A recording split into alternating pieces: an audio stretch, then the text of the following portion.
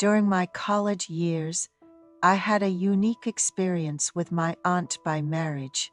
Being an only child, I wasn't part of a wealthy family, but my maternal grandfather, who owned a building materials business, provided well for us. He built a two-story Western-style house where he lived with my grandmother on the first floor. When it was time for me to go to school, I moved into the second floor of my grandmother's house, which had previously been rented out. My mother has a younger brother by 10 years. My uncle, who lived alone near his workplace, frequently visited my grandmother. My parents ran a business in the local market, leaving my grandmother to raise me for the most part.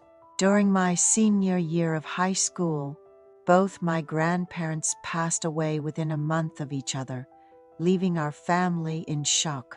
A few months later, my mother's only brother got married. While my mother married in her early 20s and had me, my uncle, busy with his job, didn't marry until his 30s after being introduced to someone.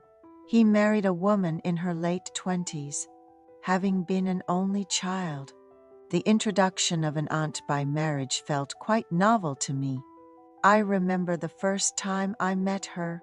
She had a healthy complexion and a slim figure. She complimented me, saying, "I heard you're a great student.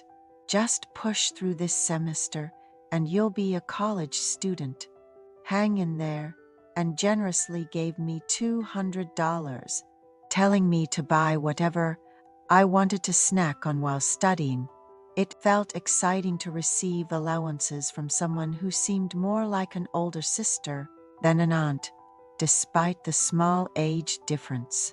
My uncle took over the first floor of the house, previously used by my grandmother, and used it as their marital home.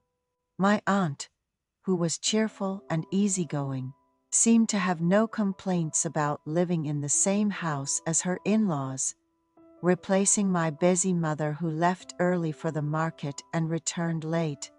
My aunt often called me downstairs to eat, insisting, "It's okay for a student to gain weight.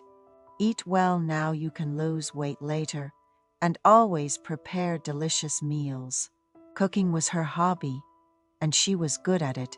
Besides her beauty, her cool personality made me think I'd like to date someone like her once I entered college. My uncle worked in construction and often had to stay away from home for weeks due to out-of-town projects. Despite her busy life, my aunt took great care of me, especially considering my status as a student preparing for exams. I did well on my entrance exams and was accepted into the college of my choice, becoming the first child on both sides of my family to go to college, which brought celebrations from the entire family. One weekend, while I was resting and eating food after visiting my paternal grandmother, my father, feeling a sense of accomplishment now that his son was off to college, joyfully shared drinks with my uncle, saying, "Now that my son is off to college, I feel like my duties are fulfilled." My father congratulated me sincerely on turning 20, saying, "Now that you're 20, you can drink, but being an adult doesn't mean you can do whatever you want. You have to be responsible for your actions." I don't think I've ever felt as good as I did that day. But then, something even better happened. My dad, mom, and uncle were all drunk and asleep, leaving just my aunt and me awake in the living room. My aunt reminisced. "I remember when I started college. My parents wanted me to go into law, but I stubbornly chose business management instead. It worked out well for me. I'm satisfied with my job. And I met a wonderful man like your uncle." She looked so beautiful, smiling. I had just received some scholarship money from my dad and uncle, and my aunt handed me a beautifully decorated envelope congratulating me. I felt bad for receiving money from her, saying, "You've already done so much for me, why give me extra?" But she insisted, "It's from my heart. I'm so proud of you. You're handsome. You'll be the most popular student on campus." My aunt and I ended up drinking a lot.